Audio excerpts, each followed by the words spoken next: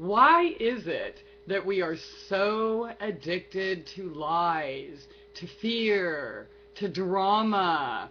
And you know what I wanted to talk about this video is the end times or end of the world programming. Um, Now, I have a few things to say. First of all, every single generation has been put through it.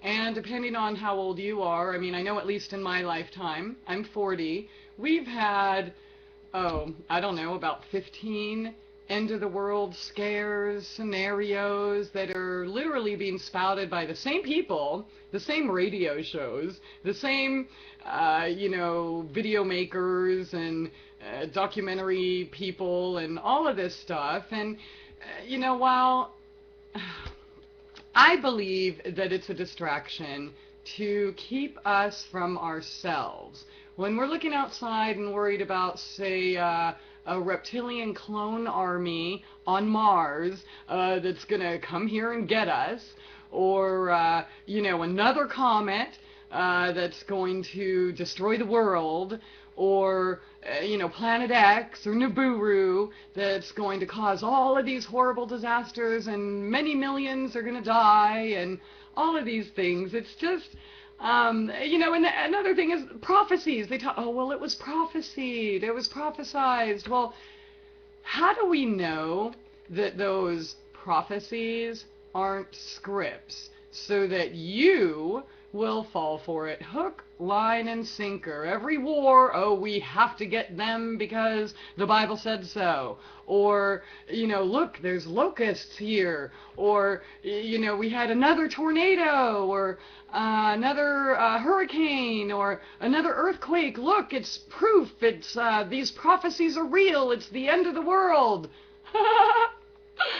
Come on, people, think about it. Now, first of all, in regards to the weather, I know everybody, or not everybody, but a lot of people are around saying, oh my God, we're having more storms than ever before, and, more earthquakes than ever before. Really? How do you know? Last I heard, we've only been documenting them for, less than 2 centuries. For one. Number two, all of these storms, hurricanes, tornadoes, earthquakes, etc., are not even reported. And I guarantee you, as we speak, there's a tornado going on somewhere, and a hurricane going on somewhere. This is a really, really big, well, kind of small in comparison, but, compared to us. It's a pretty big planet. Okay, so, while one place has a tornado, another place has sunshine. While one place, has another storm, or is getting wetter, there's another place getting drier.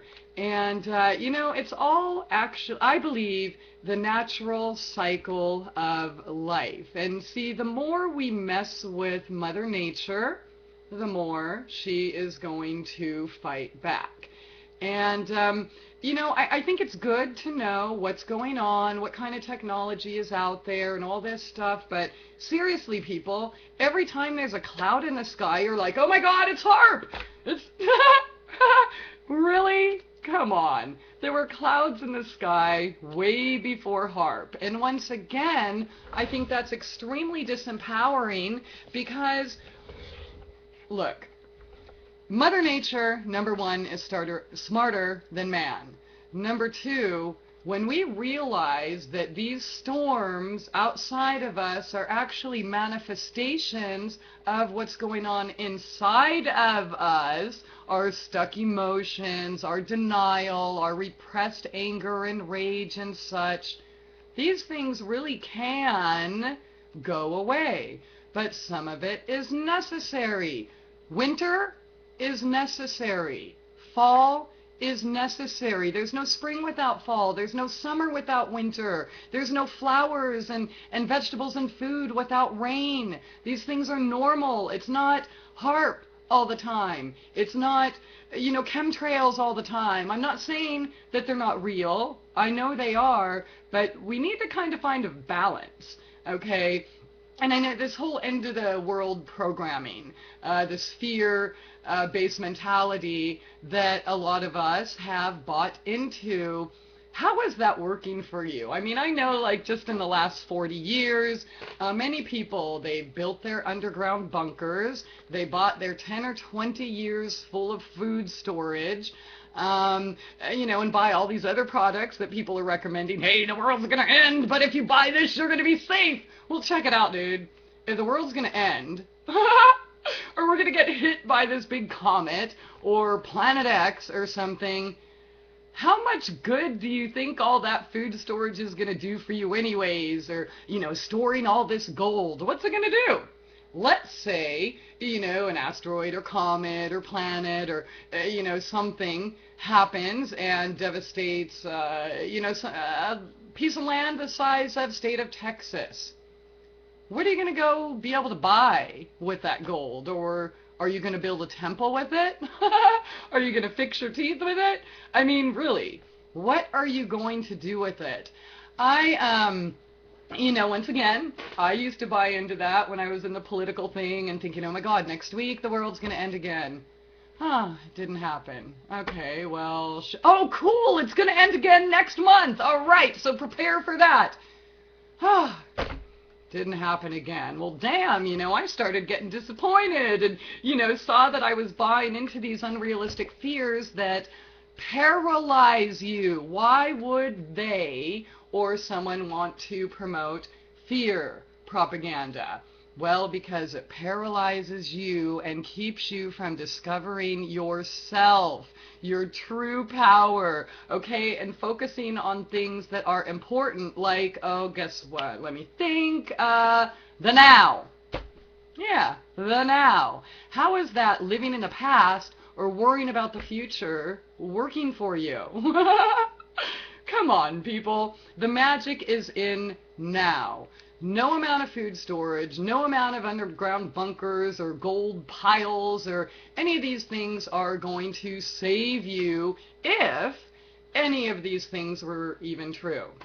And, getting back to the validity of these prophecies, the funny thing is that the people that promote these things will vehemently disagree with the ability of anyone who's living on this planet now to foresee events. It's only, those people that predicted things 2,000 years ago, and then just God all of a sudden quit talking to you, and if you think that you foresee something different than this, then, burn her! So, why are you buying into all this stuff? Think about it.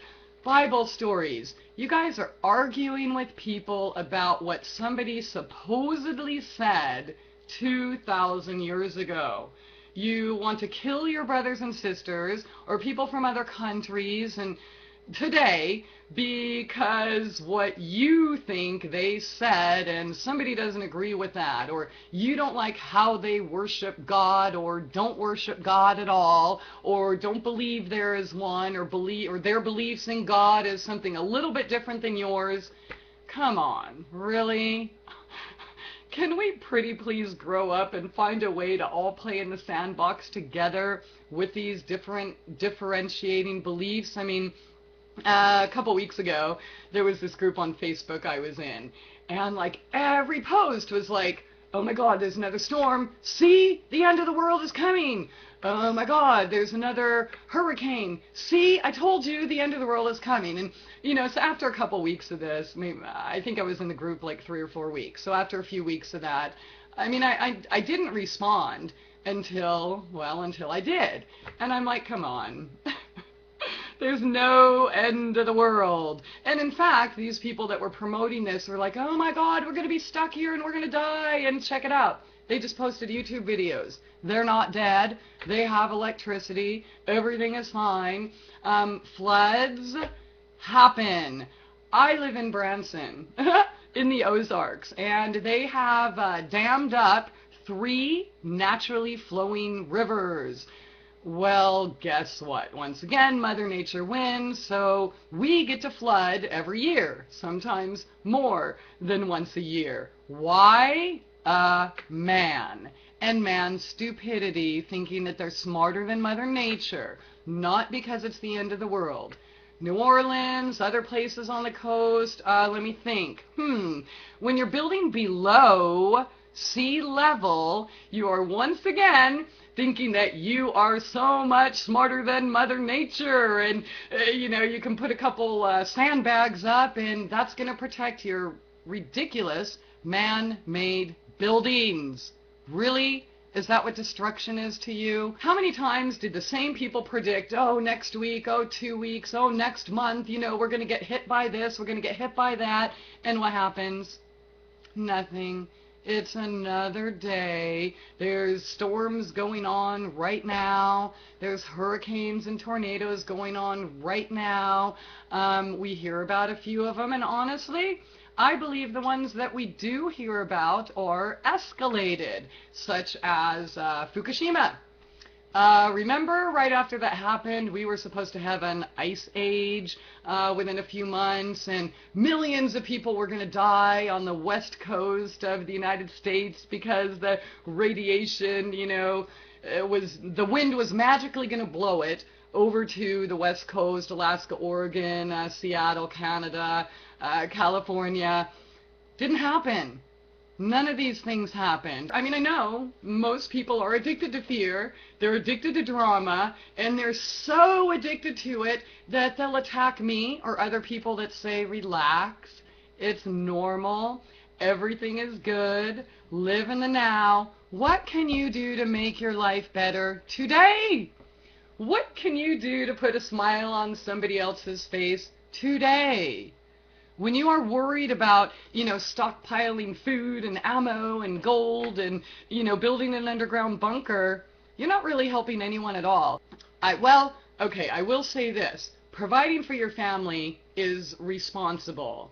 10 to 20 years of food is a little fanatical. And I'll give you an example. When I was in a wheelchair and paralyzed with my children feeding and clothing me, my food storage did us a wonderful service. Guess what?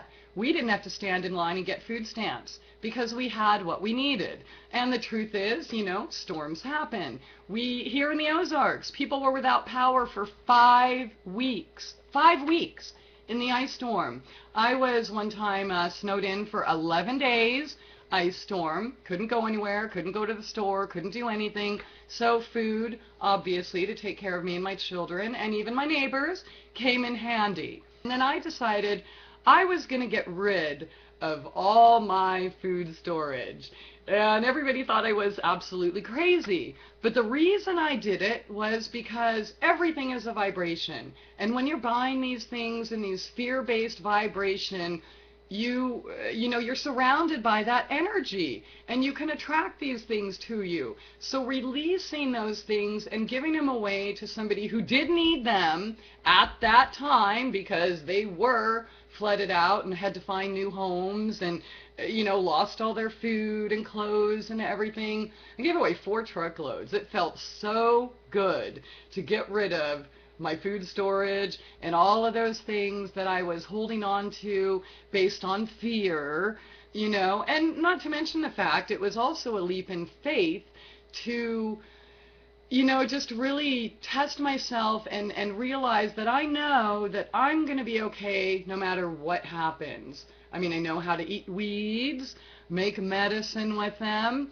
and I feel confident that whatever comes our way, I'm going to be able to deal with it. And you should too. So if you are worried about these things, like I said, nothing wrong with a little bit responsible preparation. It's responsible. I think everybody should be prepared for, small things that do happen. Sometimes your car breaks down. Sometimes you lose your job. Sometimes you get put in a wheelchair. Sometimes there's an ice storm. That's normal. This fear stuff is not working. So ask yourself, these people that have lied to you repeatedly, gotten you all scared, this is going to happen next week, oh, you're going to have martial law again next week, or, or FEMA camps, and all of these lies, come on. What do they have to gain from it? Oh yeah, they're selling products and movies and books that are supposedly going to save you and protect you from it. It's that whole fear of death thing. And you know what? When we realize that we are eternal and place our faith within ourselves and our higher selves and that which created this big, beautiful, amazing, chaotic, and perfect universe, we'll be okay with that. So try that on for size. Why don't you try, switching that fear to love or to happiness, or be there for your neighbor. If you're worried about people, you want to go help someone, I guarantee there's a neighbor over there in need that needs a shoulder, that needs an ear, that might even need a home-cooked meal. There's always something we can do to make things better, but living in that fear-based paradigm is not making things better. If you want to worry, the world's going to end next week and, spend all your money on all these food products, that dried food and, all these things you're never going to eat, cool. But if you really do care about humanity and the world and the planet, you would be taking care of other people, your family, yourself, your neighbors, your community with that money that you're literally throwing away. I mean, everyone I know that has such huge food storage supplies like that, guess what happens to it? They end up throwing it away after a few years. And buying more, of course. But they throw it away because it never gets used. So you might as well at least light a fire with that money. Or, save it to light a fire for when you lose electricity in the middle of winter and you need to stay warm and, generate some heat and energy for you. I mean, really. So, I'm sorry, the world's not going to end. We're not going to get hit by a comet or planet or asteroid. And, if you really believe we're having more storms today than 200 years ago or any other time, prove it. You can't. So just because somebody says that and then someone else repeats it doesn't make it so. Okay? I mean, if you really want, what's that movie? Armageddon, I think. One of those scenarios to come on. I mean, cool, it's an exciting movie, but if that was going to happen, once again, do you really think you can do anything to stop it? No. So, anyways, let's try to focus on the now. There is no future in the past, and, even the Bible says it. Don't worry about tomorrow. You worry about today. I'll worry about tomorrow, okay? Live in the now. Spread your love. Enjoy yourself. Go outside, Pay attention to the beauty and the magnificent abundance all around us. And you will know. You will come to the realization that, once again, Mother Nature is smarter than man. Thanks for listening. Y'all have a good night, and hopefully we'll see you over at souljourneysradio.com. Thanks.